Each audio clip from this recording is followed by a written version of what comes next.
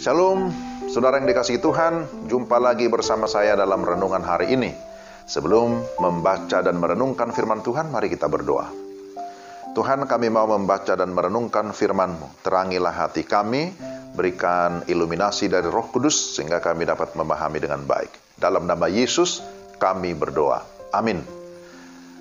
Matius pasal 8, ayat 18-22. Tapi saya baca ayat 20 saja, demikian firman Tuhan. Yesus berkata kepadanya, serigala mempunyai liang dan burung mempunyai sarang, tetapi anak manusia tidak mempunyai tempat untuk meletakkan kepalanya. Demikian Matius pasal 8 ayat yang ke-20. Renungan kita saya beri tema motivasi mengikut Yesus. Saudara yang dikasihi Tuhan, Alkitab menyatakan bahwa Yesus adalah pribadi yang menakjubkan, pribadi yang berkuasa. Matius pasal 7 ayat 28. Karena itulah begitu banyak orang mau datang kepadanya. Bahkan banyak orang berkerumun mengelilingi Yesus karena menyaksikan betapa hebatnya, betapa banyak mujizat yang dilakukannya. Pada satu kali ketika Yesus ingin bertolak ke seberang danau Tiberias, tiba-tiba muncullah dua orang yang mau mengikut Yesus, tetapi dengan persyaratan. Pertama, datanglah seorang ahli Taurat. Tentu ahli Taurat adalah seorang yang memahami firman Tuhan dengan baik. Dia menyatakan kesiapannya untuk mengikut Yesus. Aku mau mengikut engkau, kemana saja engkau pergi. Itu pernyataan yang begitu cepat, kedengarannya mantap dan menyenangkan tentunya. Mengapa dia membuat pernyataan yang begitu berani? Tentu kalau kita lihat dari aspek Yesus, karena Yesus itu adalah satu sosok, satu pribadi yang berkuasa, satu guru yang berbeda dengan guru-guru yang lain, layak atau pantas untuk diikuti.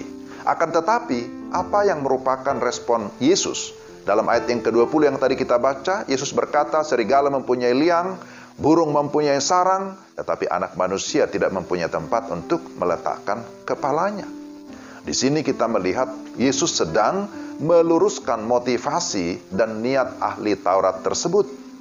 Memang kalau kita melihat selanjutnya bahwa Yesus seringkali mengecam ahli-ahli Taurat sebagai orang-orang yang munafik, sebagai hipokrit. Poinnya apa? Kita lihat bahwa Yesus mau menyatakan kalau mau mengikut Yesus, mengikut Dia, harus memiliki motivasi yang benar. Lalu yang kedua, muncullah seorang murid. Seorang murid tentu memiliki kedekatan dengan sang guru. Tetapi persoalannya dia belum menjadikan Yesus sebagai prioritas di dalam hidupnya. Mengikut Tuhan belum secara total. Sehingga dia terlalu lamban atau terlalu humanistik di dalam mengambil keputusan.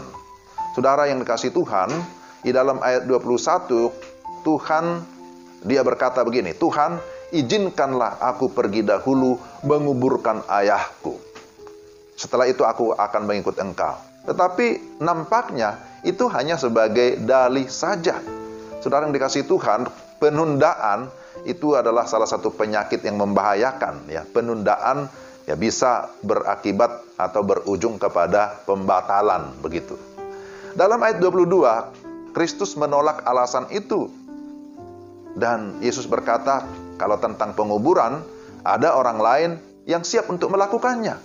Tetapi pekerjaan ini, pekerjaan yang aku lakukan ini tidak boleh ditunda. Saatnya kita harus pergi. Kalau kamu ikut, ikutlah aku. Jika dibandingkan dengan Bilangan pasal 6, di sana dikisahkan tentang para nazir, orang yang sudah mengkhususkan dirinya mengikut Tuhan. Maka mereka tidak boleh berkabung, sekalipun keluarga sendiri, bahkan orang tua sendiri yang meninggal. Nah, apa poinnya yang mau ditegaskan oleh Yesus? Kalau mau mengikut Yesus, berarti harus memprioritaskan Yesus, memprioritaskan Tuhan di dalam hidupnya. Sebab kita tidak boleh menduakan Tuhan. Yesus pun tidak mau diduakan, dan tidak boleh diduakan ya. Saudara, kalau kita sudah mengenal Tuhan Yesus sebagai pribadi yang berkuasa, pribadi yang menakjubkan sebagai Tuhan dan Juru Selamat, maka kita harus mengikuti Dia, mengikuti teladannya. Yesus tidak pernah menyerah pada keadaan. Yesus terus bekerja. Dia berkata, selama masih siang, aku akan terus bekerja, melayani tanpa kenal lelah, dan tidak pandang bulu. Fokusnya jelas. Dia melakukan kehendak Bapanya. Saudara, kalau ditanya, apa motivasi saudara? Apa motivasi kita mengikut Yesus? Apakah karena roti? Apakah karena mujizat kesembuhan? Apakah karena kita mengharapkan kemakmuran, keberhasilan, popularitas? Kalau itu motivasinya, tentu itu adalah sesuatu yang keliru. Mari kita mengikut Yesus dengan sungguh-sungguh. Karena Dia sudah mengasihi kita, maka kita juga harus mengasihi Dia dan menaati firman-Nya, menaati kehendak-Nya, melakukan amanat-Nya, memberitakan firman-Nya selagi masih ada kesempatan. Saudara dan saya, kita diselamatkan supaya kita menjadi alat keselamatan. Dan tujuan utama hidup kita adalah supaya kita hidup menyenangkan Tuhan, memuliakan Tuhan. Itulah merupakan motivasi kita di dalam mengikuti Yesus. Amin. Kiranya Tuhan menolong kita melakukan firman-Nya. Mari kita berdoa.